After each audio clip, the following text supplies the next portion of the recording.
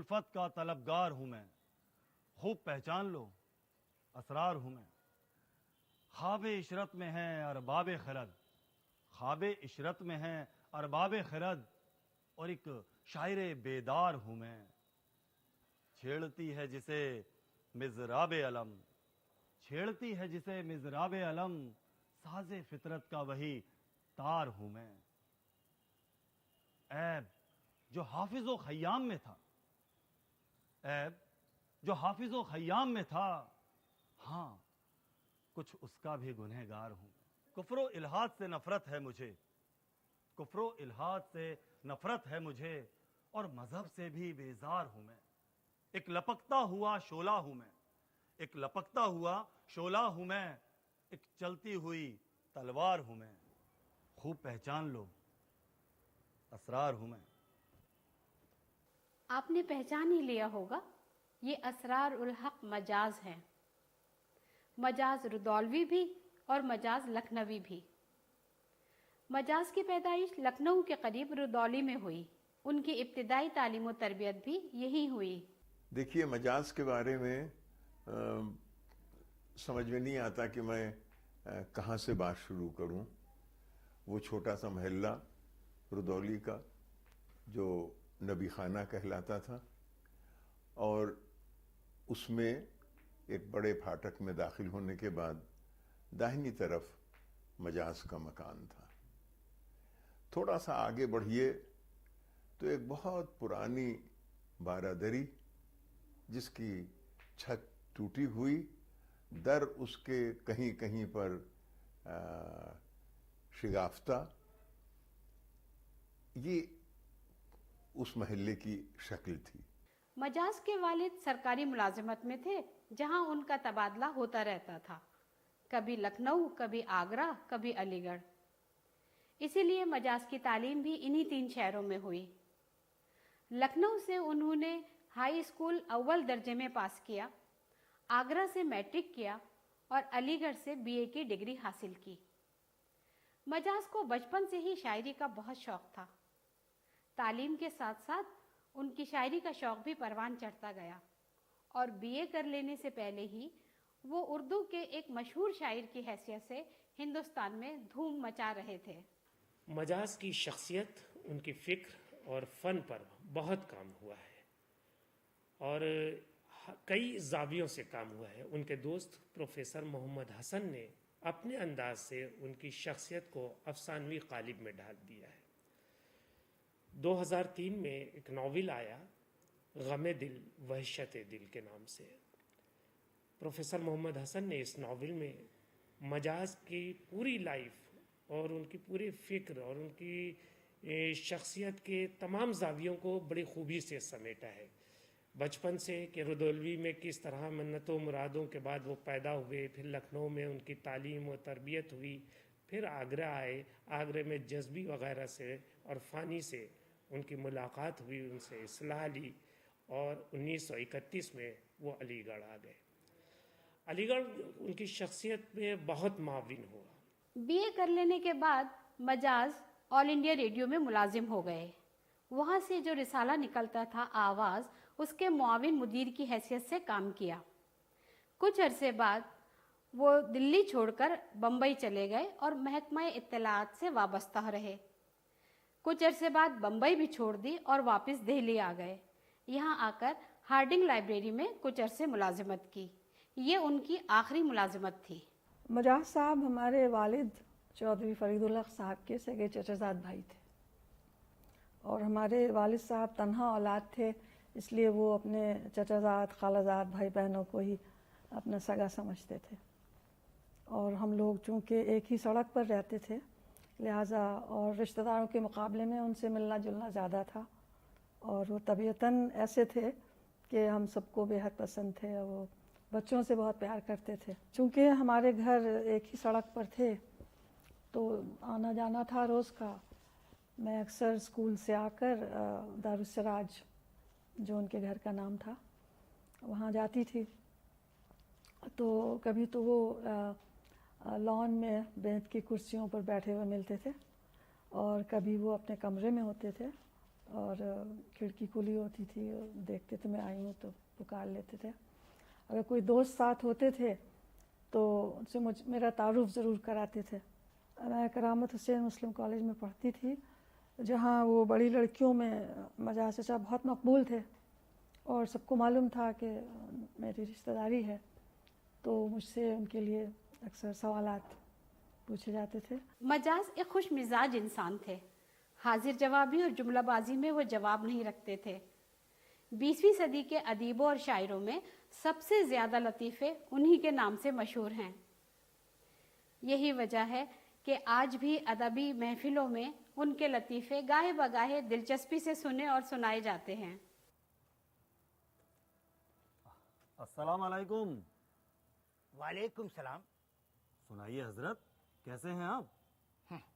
अपनी तो गुजर रही है जुनू में, किसी को क्या मालूम। अरे क्या गुजर रही है, वही तो मालूम करना चाहते हैं हम। क्या बताऊं मजाज साहब, उम्र बढ़ती जा रही है, जवानी रुखसत हो रही है, बुढ़ापा जिस्म पर दस्तक दे रहा है, लेकिन इस शहर निगारा लखनऊ में मुझ नाचीज को शादी करने के लिए एक अदद लड़की नहीं मिल सकी। अरे सब्र रखिए, मिल जाएगी, तलाश करते रहिएगा।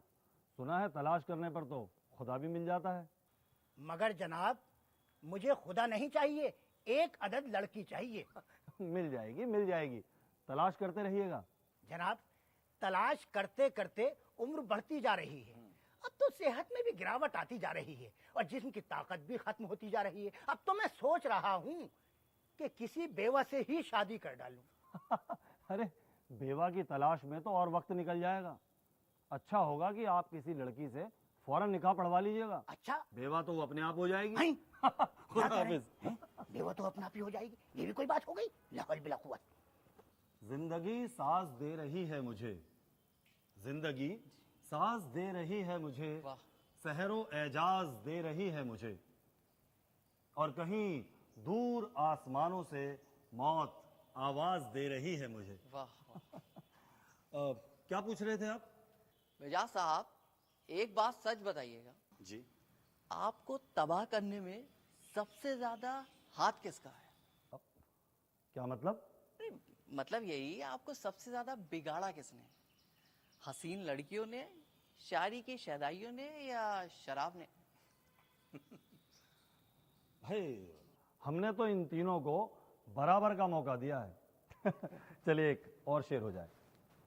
शारिक भाई, किस्सा दरअसल यूं था। मिजाज भाई,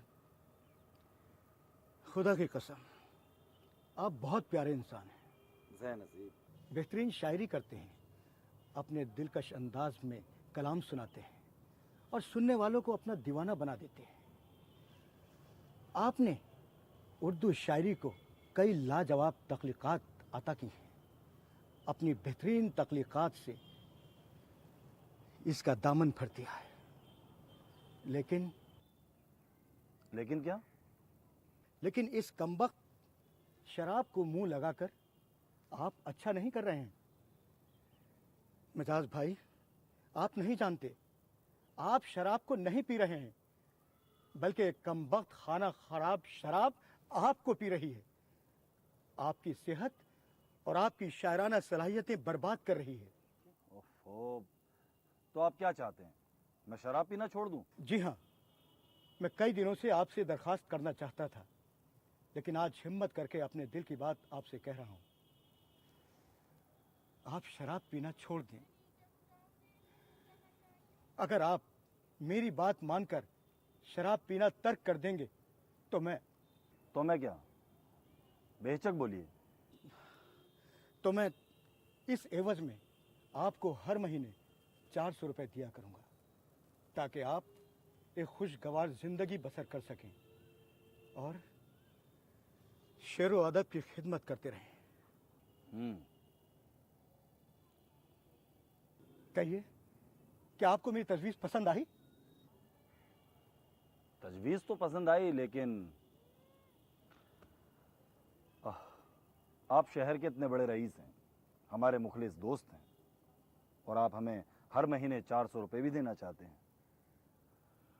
और आपकी ये तजवीज़ हमें पसंद भी, लेकिन सोच ये रहा हूं कि अगर शराब पीना छोड़ दूंगा तो आपसे मिलने वाले इतने बहुत से रुपयों का करूंगा क्या? मजाज के कलाम का पहला मजमुआ आहंग नाम से 1938 में शाया हुआ और शाया होते ही मशहूर व मकबूल हो गया। उनकी चंद नुमाइंदा तख्लीक़ात मसलन रात और रेल, अंधेरी रात का मुसाफिर, नर्स की चारागरी, नज़र अलीगढ़ और आवारा वगैरह इसी मजमुए में शामिल थीं। ये तख्लीक़ात और चंद और गज़लें उस ज़माने के नौजवानों के दिलों की धड़कनें बन गईं। आहंग के बाद उनके दो और मजमुए शब्ताब और साज़-ए-नौ के नाम से शाया हुए, जिसमें चंद मशहूर और मकबूल तख्लीक़ात और कुछ नई नज़में भी शामिल हुईं। मजाज बहुत इम्तियाजी हैसियत का शायर है हमारी अदबी तारीख़ में और शेरी तारीख़ में। उसकी कई वजहें हैं। सबसे बुनियादी और अहम वजह जो इस वक्त मैं बयान करना चाहता हूँ वो ये कि मजाज तारीख़ के ऐसे मोड़ पर पैदा हुआ या उसके शेरी कारनामे तारीख़ के ऐसे मोड़ पर सामने आए जो सियासी एतबार से भी और अदबी एतबार से भी बहुत इम्पोर्टेंट था, बहुत अहम था। अब आप यह ख्याल फरमाएं कि तरक्की पसंद तहरीक के हरावल दस्ते में मजाज का नाम आता है। मजाज का पूरा नाम असरारुल हक मजाज था, लेकिन ज़्यादातर लोग उसको बस मजाज के नाम से याद करते हैं। मोहब्बत की बिना पर भी, ताल्लुक़ की बिना पर भी असरारुल हक कम ही लोग कहते हैं उनको। तो ये ज़माना वो था जब तरक्की पसंद तहरीक अपने उरूज पर थी और जो उसके हरावल दस्ता था, यानी उसका पहला जो ग्रुप था जिन लोगों ने फाउंडेशन रखी और तरक्की पसंद तहरीक की बुनियाद रखी, उसमें मजाज का नाम शामिल है। एक रिसाला निकलता था तरक्की पसंदों का लखनऊ से, नए अदब के नाम से। उसमें भी मजाज की तख्लीक़ात और उसकी तहरीरें और उसकी शायरी बतौर ख़ास शामिल होती थी। मजाज की शायरी में बुनियादी हैसियत जज्बात निगारी को हासिल है। उनके कलाम की खिदमत उस अहद के नौजवान के हसीन ख्वाबों और ज़िंदगी की हकीकी कशाकश से इबारत है, जहाँ बेरोज़गारी और गरीबी के साथ साथ मखसूस हिंदुस्तानी पस मंज़र भी नज़र आता है। मजाज सरमायादारी निज़ाम और इस्तेसाल के ख़िलाफ़ हैं। वो उस निज़ाम हुकूमत के भी ख़िलाफ़ हैं कि जो आम इंसानों को उनकी ज़िंदगी की बुनियादी सहूलतों से महरूम रखता है और उन्हें जीने का हक़ नहीं देता। उनके साथ जानवरों का सा सलूक किया जाता है। मजाज की नज़मों और गज़लों में हाल से बेचैनी और बेइत्मीनानी नज़र आती है, लेकिन वहीं मुस्तक़बिल के ख्वाब भी दिखाई देते हैं। मजाज मायूसी और कनूतियत के शायर नहीं हैं, बल्कि उनकी शायरी में ज़िंदगी और जिंदा दिली नज़र आती है।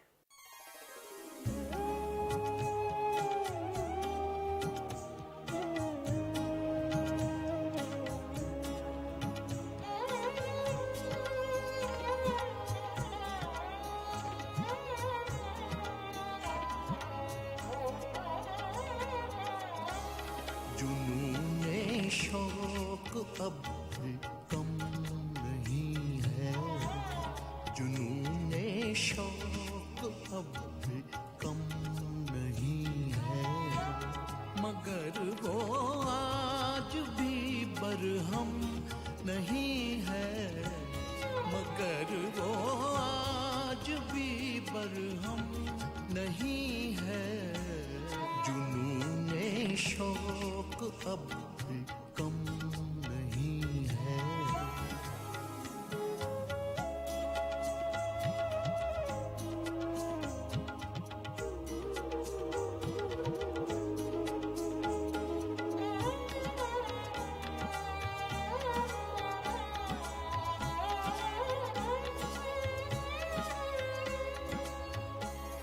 बहुत मुश्किल है दुनिया का संवरना, बहुत मुश्किल है दुनिया का संवरना, तेरी जुल्फों का पेचो हम नहीं है, तेरी जुल्फों का पेचो हम नहीं है, जुनूने शौक अब भी कम नहीं है।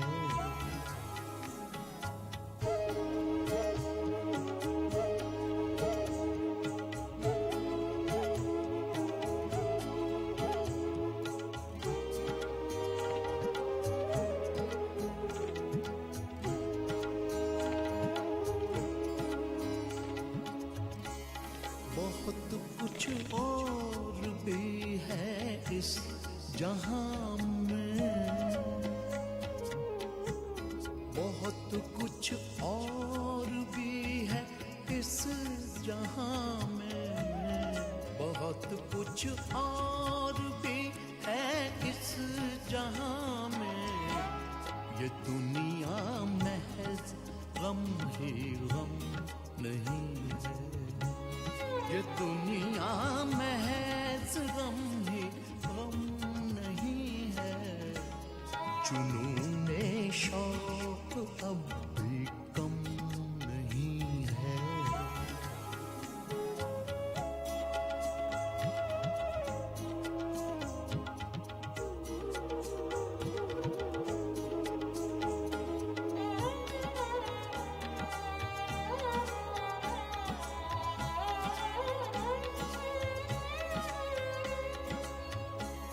तकाज़े क्यों करूं हम न साक़ी, तकाज़े क्यों करूं हम न साक़ी। किसे या फिक्र बेशो कम नहीं है, किसे या फिक्र बेशो कम नहीं है। जुनूने शौक अब भी कम नहीं है।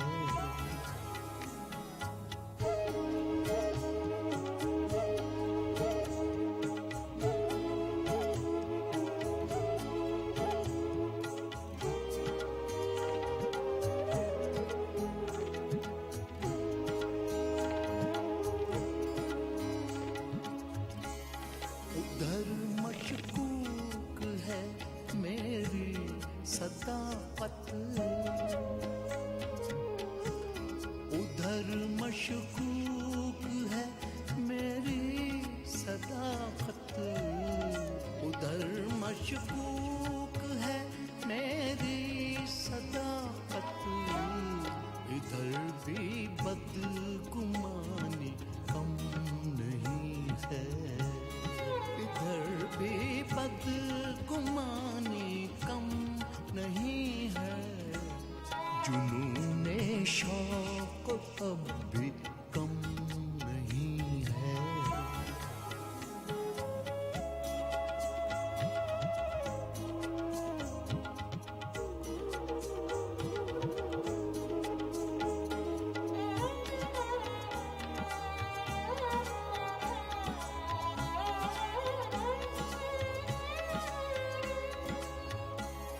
मेरी बर्बादियों का हम नशीनों, मेरी बर्बादियों का हम नशीनों। तुम्हें क्या खुद मुझे भी गम नहीं है, तुम्हें क्या खुद मुझे भी गम नहीं है। जुनूने शौक अब भी कम नहीं है।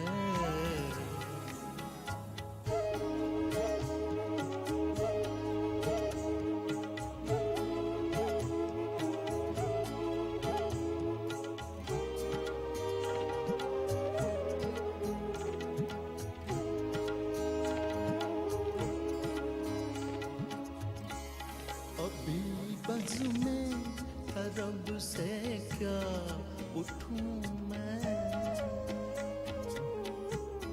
अभी बज़्म तरब से क्या उठूं मैं, अभी बज़्म तरब से क्या उठूं मैं।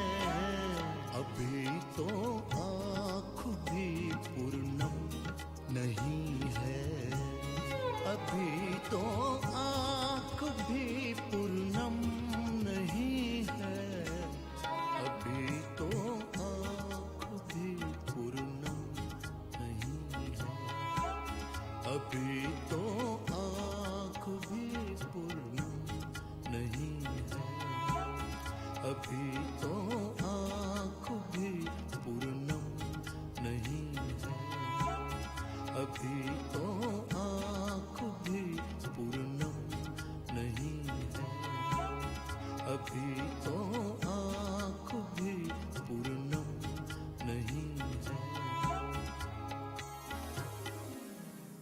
असरारुल हक मजाज ने जिस ज़माने में शायरी शुरू की तो उर्दू शायरी में रोमानियत का दौर था।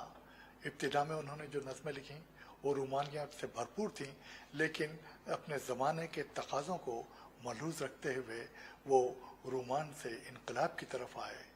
रोमान से इनकलाब की तरफ आने वाले शायरों में मेरा ख्याल है कि अब मजाज ही सबसे पहले और अहम शायर हैं। उनकी शायरी को अवामी मकबूलियत हासिल हुई, जो भी सुनता था वो पसंद करता था। मुशायरों में उन्हें खूब बुलाया जाता था, रेडियो से उनका कलाम नश्र होता था, और निजी महफिलों में भी जहाँ मजाज मौजूद होते थे तो उनसे शायरी ज़रूर सुनी जाती थी, बहुत फरमाइश की जाती थी। वो कुछ अजीब सी अपने कुछ ख्यालात की दुनिया में घूम रहा करते थे, और इसी वजह से शायद किसी जहनी इंतशार का भी शिकार रहे वो, और जहनी इंतशार का आलम कई मरतबा इतना बढ़ा कि एक बार उन्हें रांची के मेंटल हॉस्पिटल में भी दाखिल करना पड़ा। उस ज़माने में जब मजाज रांची के मेंटल हॉस्पिटल में रहे तो कहा जाता है कि हिंदी के मशहूर शायर सूर्यकांत त्रिपाठी निराला भी उस ज़माने में उसी मेंटल हॉस्पिटल में थे, और बंगला के एक बहुत मारूफ शायर काजी नजरुल इस्लाम भी वहीं ज़ेरे इलाज थे। बहरहाल बहुत खुशी की बात यह हुई कि वहाँ से वो दुरुस्त होकर के वापस आए। उसके बाद भी उन्होंने काफ़ी शायरी की। 20वीं सदी के दरमियानी बरसों में अहले उर्दू को 3 बड़े सदमात से गुजरना पड़ा, और ये सदमात 3 कलमकारों की जमा मर्गी के सदमे थे। उनमें से एक थे अख्तर शीरानी, जो शायर रोमान कहलाते थे। दूसरे सादत हसन मंटो, जो उर्दू के सबसे बड़े अफसाना निगार माने जाते थे। और तीसरे थे असरारुल हक मजाज, जिनकी शायरी लोगों के दिलों में घर कर चुकी थी। किसी शायर ने क्या खूब कहा है कि बातें उसकी याद आती हैं, लेकिन हम पर यह नहीं खुलता किन बातों पर अश्क बहाएं, किन बातों से जी बहलाएं।